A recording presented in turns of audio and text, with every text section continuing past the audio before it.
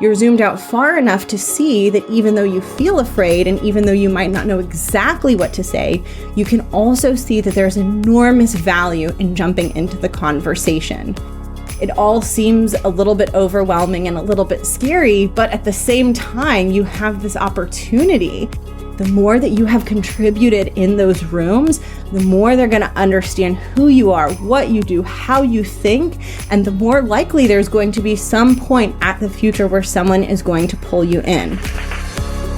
Welcome to The Art of Speaking Up, a podcast that helps professional women access the limitless potential that lies within them. I'm your host, Jessica Guzik. And my mission is to help you find that spark inside you that has the power to transform your career in ways you may not have thought possible. I'm so excited that you're here. And now, on to the show.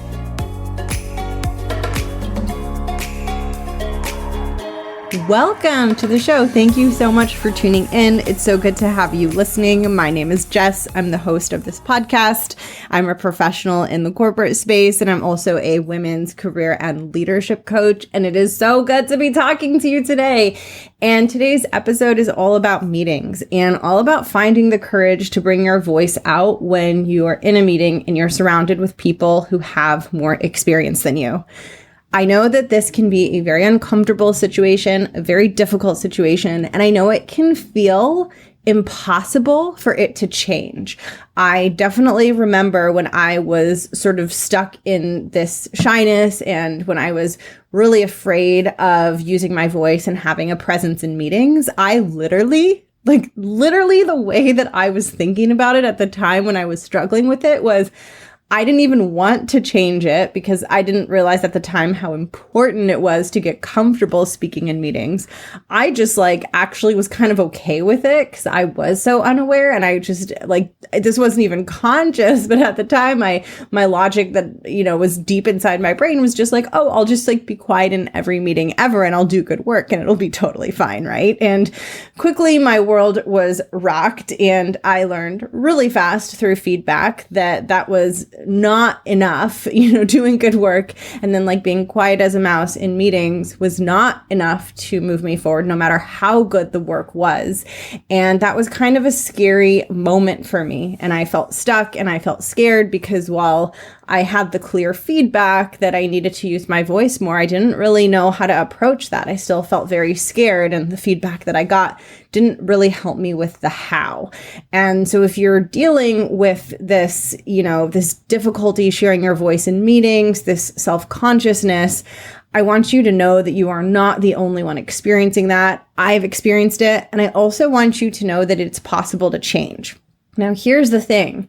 Change is possible, but it requires effort from you. It requires you to go outside of your comfort zone. It requires you to take steps that, although they might be small steps to some people, they could feel like big steps to you. And so it requires proactiveness and willingness on your part. But the really good news is that fear of using your voice is not a permanent state. It's something that you can change. And today I want to share a perspective with you that I shared with a client of mine, and it kind of blew her mind and really helped her change the way that she was thinking about meetings. And I think this will help you if you are someone who has regular meetings with people who are much more senior. So here's how I want you to think about this. I want you to imagine that you have a dream of becoming a famous pop singer, and it is your career dream to get signed with a record label and put out your own music and go on tour. You want to be like the next Beyonce or the next Taylor Swift. And you've dedicated your career to this, and you write music and you sing and you record in the recording studio. And there's nothing more important to you than attaining this dream of making it big as a singer or as a pop star. And I want you to imagine that every week or every so often you go into a recording studio to record your music, and you go in there and you sing, and maybe there's like a producer in there working with you. But as part of what you're building, you go in and you spend that time singing. Now, I want you to imagine that you are on your way to the recording studio one day. You're getting ready to do some of the usual work that you do in there. You're getting ready to sing, getting ready to record new tracks, new songs. And you arrive at the recording studio and you walk in and you see Beyonce there. Or insert any pop star that you love and that you admire. And you see this person there and you're like, oh my gosh, like what are they doing there? And you are simultaneously feeling like really starstruck and excited, but also really, really scared. And I want you to imagine that Beyonce in this recording studio is offering to listen to you sing and is offering to give you feedback. And in that moment, you feel very, very terrified because you're newer to this career. It's not something that you've done for a while, and you are nowhere near the level that she's at. And so this feels really, really scary. And you have all kinds of thoughts about what she'll think of you and how she's so good. And it all seems a little bit overwhelming and a little bit scary. But at the same time, you have this opportunity to get this guidance and have this person who like represents your dream and represents what you're trying to become. You have this person willing to help you, right? And so in that moment, you have to make a decision. Are you willing to make yourself vulnerable? And are you willing to make a trade-off and do something a little bit scary to get this incredible gift of guidance and mentorship from this person who you so admire? And once that time in the recording studio is up, you don't know if she's ever going to appear again. You don't know the next time you're going to have this opportunity. And so if you care about your career as a pop star and your development and just the richness of your life experiences, if you care about those things more than you care about avoiding your feelings of fear or avoiding taking a risk or avoiding being vulnerable in front of another person, if you care about your goals and your dreams more, you're going to use that precious time and you're going to seize that opportunity. And rather than focusing on how scary and intimidating it is, you're going to recognize that even though, yes, it might feel scary, it's going to do something incredible for your career that you can never replicate again. You only have that moment and you only have that one opportunity to get this guidance and to have Beyonce listening to you and engaging with you and helping you. And in that situation, you're still scared. You're still terrified. You're still just this budding pop star who is very early on in their career and nowhere near at the level of someone as famous and established as Beyonce. But none of that matters in the moment because the value that you're getting is so wildly huge that you're willing to throw all of your fears out the window and just show up for that moment. And this is what is happening when you are in a meeting with leaders, with people who are intimidating and people who maybe you feel a little bit afraid of. And so often when that happens, it's so easy to focus on all the reasons why it's a bad thing and why it's so uncomfortable. And it's really, really easy to focus on your own discomfort. And it's really easy to focus on your fears. It's easy to focus on your own thoughts about what that person might think about you. It's really easy for you to indulge some of your mind's thinking about like whether what you're going to share is good enough. And what's so interesting is that the pull of all of those thoughts and fears is so, so strong that you might completely tune out and turn your attention away from the most important thing about that situation. And the most important thing about that situation is that you are in a room with people who are doing something that you aspire to do. And not only are you in a room with them, which means you get to learn from them and watch them and observe them, but you have the opportunity to engage with them. And when you engage with them in conversation and they engage back, that is some of the best career development and the best professional development you will get, even if your ideas aren't perfect, because it's not about you showing up for these people and delivering the perfect thing to them. It's about you engaging in an exchange and learning what it's like to be part of that conversation and getting feedback on your ideas and your thought processes, and getting that feedback from people who have been doing this for longer than you have and who can really guide you and help you think at a sharper and more critical level. But you can only experience that if you join in the conversation. And it's so interesting because when you're sitting in these meetings, your brain will often forget that or turn away from that completely and think that there's just a whole bunch of downside, and think that it's better to stay quiet, because if you stay quiet, then you don't have to worry about sounding stupid or people judging you or not looking good in that situation. But what your brain is going to fail to account for is all of the downside of not engaging in the conversation and all of the growth that gets missed out on. And this example of going to this recording studio and seeing Beyonce there and then deciding if you're going to sing in front of her and get her feedback is so helpful, because it really reminds you that you're in that room for a reason and that you're in your role for a purpose. And it's not just about that meeting, and it's not just about the fact that you feel scared to show up and speak up in that meeting, but it's about what that meeting represents in the context of your career and your goals and your dreams. And when you step back and see the bigger picture, while it's true that your fears are still there, and while you will still feel afraid, just like you would feel afraid if you had to sing in front of Beyonce, while that is all true, you're zoomed out far enough to also see that that's not the complete picture. You're zoomed out far enough to see that even though you feel afraid, and even though you might not know exactly what to say, you can also see that there's enormous value in jumping into the conversation, because you get to be part of an exchange or a building of an ideas or a problem-solving session with people who are really, really good at what you are trying to get good at, and people who have been through many more things than you've been through and can really help you grow and develop faster. And when you put your ideas out there for other people to engage with and to respond to, it elevates your thinking. Just like singing for Beyonce and getting her feedback on what you should do differently or what you should do better will make you a better singer. Contributing in a meeting and sharing your ideas with people who have more experience and have more tenure than you is also going to teach you things that you don't yet know. And yes, this requires a level of vulnerability. It requires you to be a voice in a room where you are not the most experienced and you are not the person that's been around there the longest. And that is scary.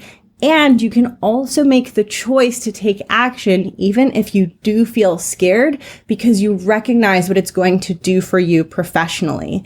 And the benefits that I've been talking about you getting to be part of that conversation and how that feedback and just that dialogue with these more senior people will enrich your growth and development.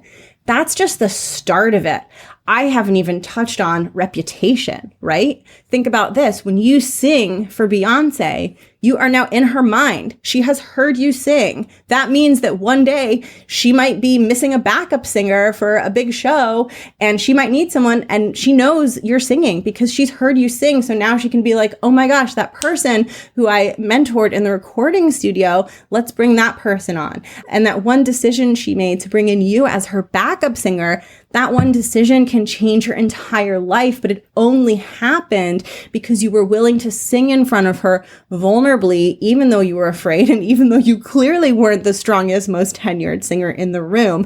And it's the same exact way for meetings, literally the same exact way. Everything you share is a chance for people to see how you think, to see your level of contribution, to see how you can undo a knotty problem. And I know that you have good ideas, and I know that you have a lot of fears that your ideas aren't good enough, but I'm here to tell you that the level of intellect and the level of thinking that you're able to do is really, really high. And the way that you know this is true is that you've done really well in your job, most likely. It's just that you struggle in meetings.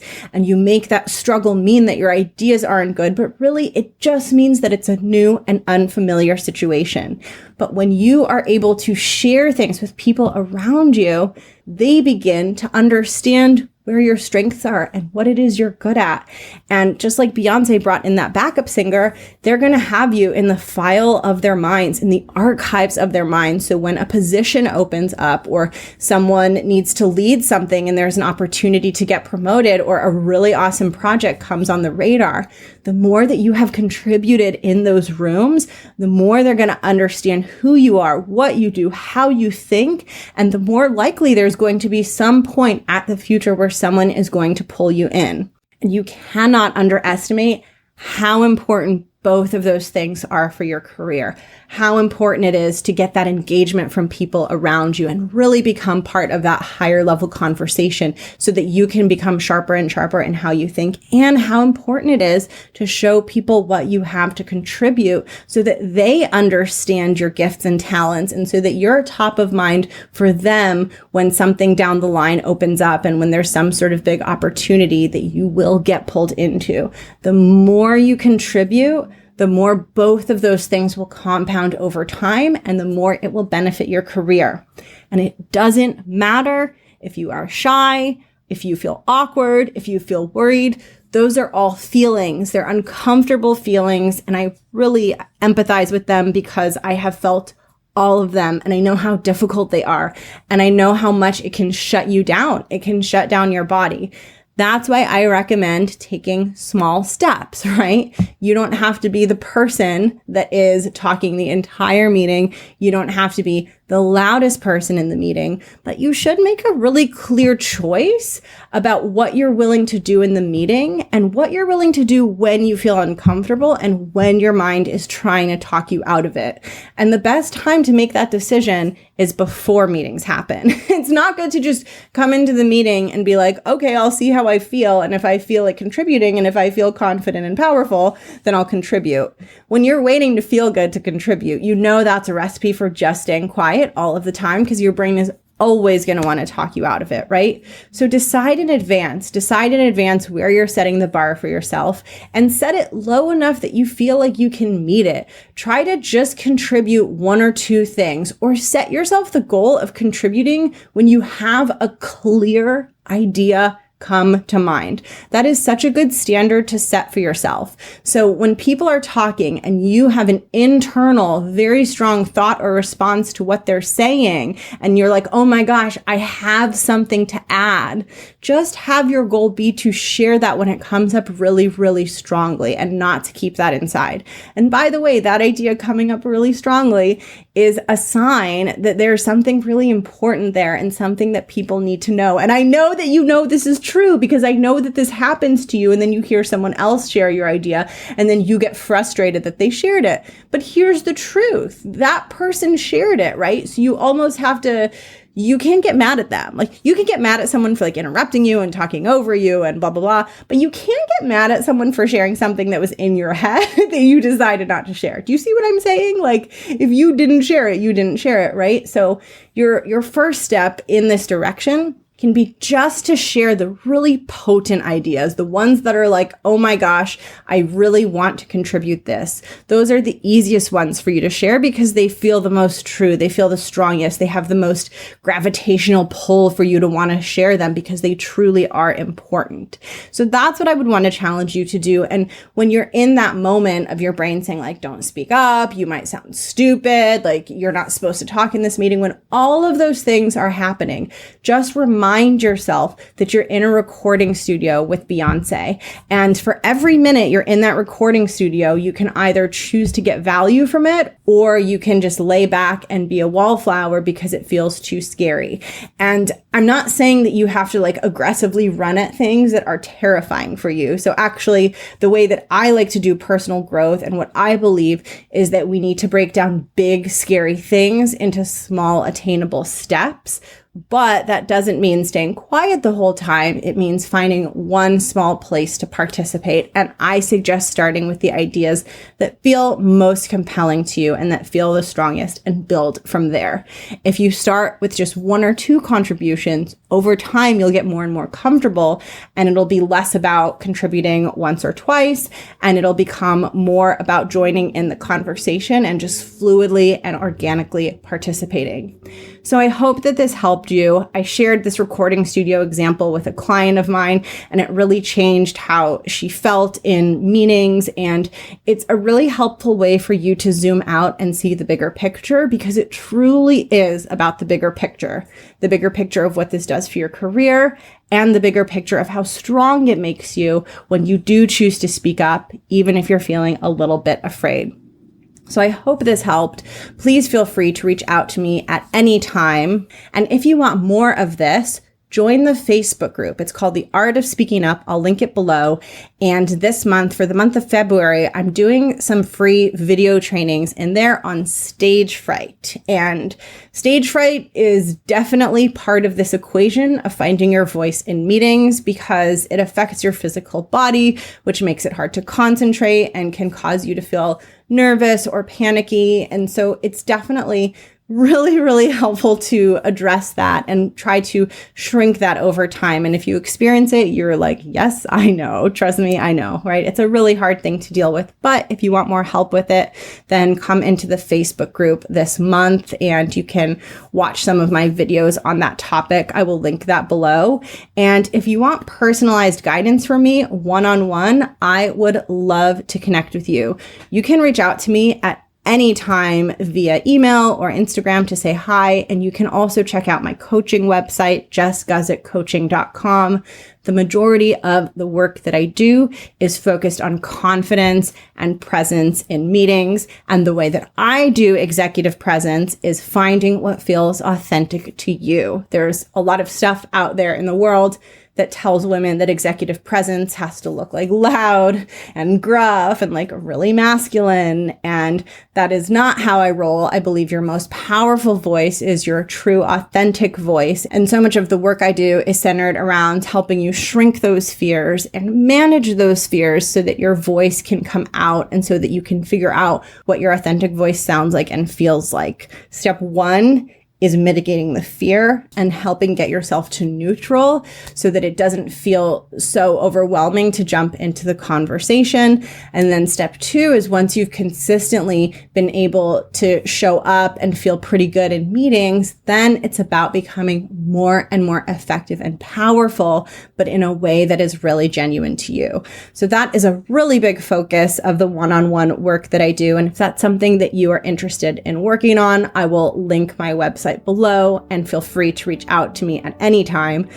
Thank you for tuning in. I'm sending you all of the love. I feel like things have been really hard, and coronavirus has been going on for a really long time. And I think a lot of us are just kind of hitting a wall or a little bit at the end of our ropes. And if you're going through that, just give yourself grace and remind yourself that we're all human. You're doing the best that you can. We're all doing the best that we can. And like all difficult things, it will pass, but just give yourself that extra little bit of patience and understanding to be like really messy and to just not have it together and not be at your best, because I don't think this is a time for us to expect that of ourselves.